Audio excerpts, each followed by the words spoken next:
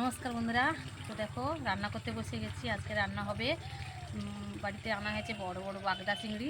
দেখো কেটে নিয়েছি, কেটে ধুয়ে নিয়েছি, রেডি করে নিয়েছি আমি বড় বড় বাগদা চিংড়ি।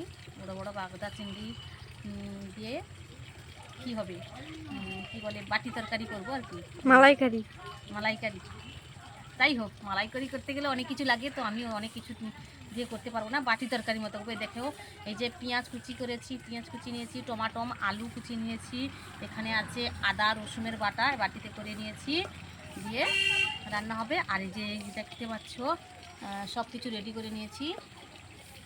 এই দেখো এইটা আজকের মারা হবে, এই লাউ দিয়ে চিংড়ি মাছ দিয়ে চচ্চড়ি রান্না হবে। আজকের মেনু এটাই।